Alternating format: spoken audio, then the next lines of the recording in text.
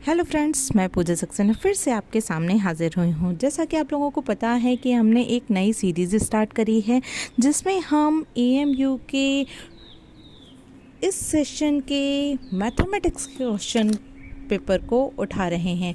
पिछली वीडियो में हमने question number 1, question number 2, question number 3 की वीडियो अपलोड करी थी। जैसा कि मैं आपको पिछली वीडियो में भी बता चुकी हूँ कि मैं शॉर्ट वीडियो अपलोड करूँगी जिससे कि आपको बोरियत ना हो और हम भी डिटेल में आपको डिस्क्राइब कर सकें। मैं ज़रूर आपको डिटेल में डिस्क्राइब करूँगी, लेकिन आपको बहुत कम टाइम लेना है।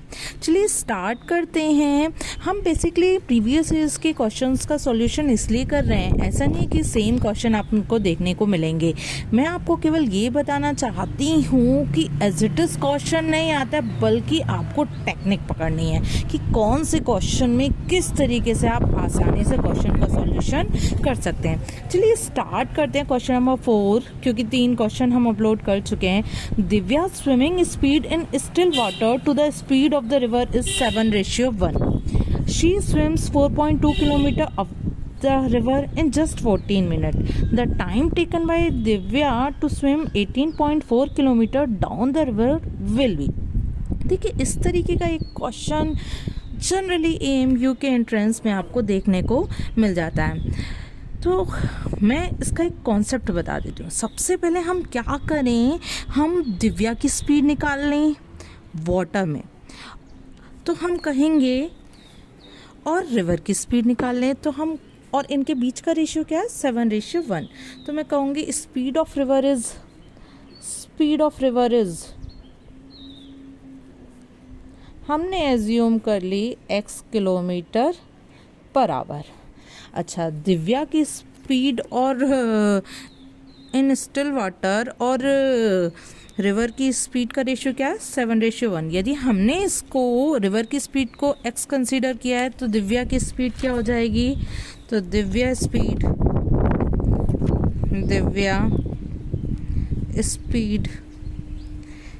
इन स्टिल वाटर हो जाएगी हमारी 7x, या कहें 7x किलोमीटर पर आवर। एक चीज़ और मैं आपको बता दूं, जब स्ट्रीम की डायरेक्शन है ये, हम जा रहे हैं इधर, तो ऑब्वियस सी बात है स्पीड हमारी क्या हो जाएगी, कम हो जाएगी। और यदि हम जा रहे हैं इधर, स्ट्रीम की डायरेक्शन भी है इधर, तो हमारी स्पीड क्या हो जाएगी, हमारी स्पीड बढ़ जाएगी फ्रेंड्स। ठीक है। अच्छा, अब इसीलिए ड्यूरिंग अपवर्ड स्ट्रीम, भाई अपवर्ड स्ट्रीम में क्या होगा, अपवर्ड स्ट्रीम में हमारी स्पीड क्या हो जाएगी, कम हो जाएगी। क्या हो जाएगी, कम हो जाएगी। तो स्पीड ऑफ दिव्या या कहूँ दिव्याज स्पीड हो जाएगी कम, क्योंकि स्ट्रीम की डायरेक्शन है इधर, दिव्या जा रही है इधर। यही तो कॉन्सेप्ट रहता है अपवर्ड स्ट्रीम का। तो ये हो जाएगी मेरी 7x माइनस के x, it means 6x kilometre per hour. अच्छा, लेकिन स्पीड क्या होता है, speed is equals to distance upon time. ठीक है। अब ज़रा देख लेते हैं स्पीड कितनी हो गई भाई दिव्या की, 6x हो गई। डिस्टेंस कितनी उसने,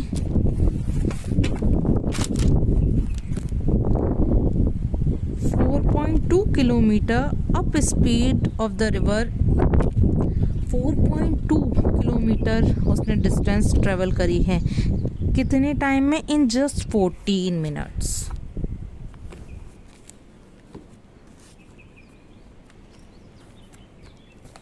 तो हम क्या करेंगे, डिस्टेंस तो हो गई हमारी 4.2, और कितने टाइम में, 14 मिनट्स में। 14 मिनट्स को जब आप आवर में कैलकुलेट करोगे तो आपको 60 से डिवाइड देना पड़ेगा।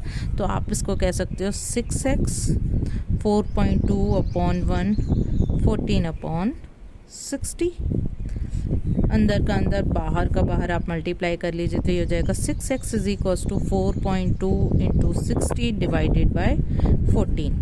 ठीक है, अब यहाँ से x की वैल्यू आपको फाइंड आउट करनी है, तो x की वैल्यू हो जाएगी 4.2 इंटू 60 अपॉन 40। यहाँ 6 मल्टीप्लाई में है, इधर जाके डिवाइड में पहुँच जाएगा। तो देखिए 6 1 जा 6, 6 10 जा 60, तो 10 जा, तो ये हो जाएगा 4.2 इंटू 10 डिवाइडेड बाय 14। ठीक है फ्रेंड्स, तो ये हो जाएगा मेरा 42 अपॉन 14। इट मीन्स 14 3 जा 42। एक्स की वैल्यू आ गई मेरे पास में 3 किलोमीटर पर आवर। मुझे क्या करना है, मुझे एक्स तो आ गया, इट मीन्स मेरी स्पीड ऑफ रिवर तो आ गई, दिव्या की स्पीड भी आ गई इन स्टिल वाटर। निकालना क्या है मुझे निकालना है time taken by Divya to swim 18.4 kilometre down the river. मुझे डाउन स्ट्रीम की बात और करनी है, तो हम कहूँगी डाउन स्ट्रीम में क्या होगा, दिव्या की जो स्पीड है, दिव्या की स्पीड थोड़ी सी बढ़ जाएगी। कितनी बढ़ जाएगी भाई, दिव्या भी इधर जा रही है, स्ट्रीम की डायरेक्शन भी यही है, तो दिव्या की स्पीड थी 7x, रिवर की स्पीड थी x, तो टोटल स्पीड क्या हो गई दिव्या की स्पीड हो गई इन डाउनवर्ड स्ट्रीम, दिव्या की स्पीड हो गई 8x कहूँ या कहूँ 8 इंटू 3, क्योंकि x की वैल्यू तो 3 थी, तो ये हो जाएगी मेरी 24 kilometre per our, 24 kilometre per our. ठीक है, लेकिन बात तो अभी भी नहीं चलेगी, क्योंकि मुझे क्या निकालना है, मुझे कैलकुलेट करना है टाइम।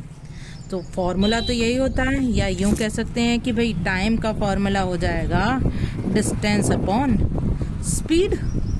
ठीक है फ्रेंड्स, अब डिस्टेंस कितनी ट्रैवल करनी है डाउन स्ट्रीम, डिस्टेंस दिव्या को ट्रैवल करनी है 18.4 किलोमीटर, तो डिस्टेंस की जगह आ जाएगा मेरा 18.4 किलोमीटर।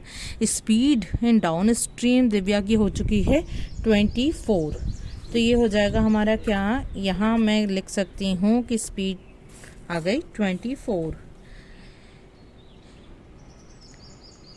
अब हमें क्या करना है भाई, स्पीड आ गई तो मुझे वैल्यू कैलकुलेट कर लेनी है। अब ये जो टाइम आया है, स्पीड तो थी मेरी किसमें, किलोमीटर पर आवर में।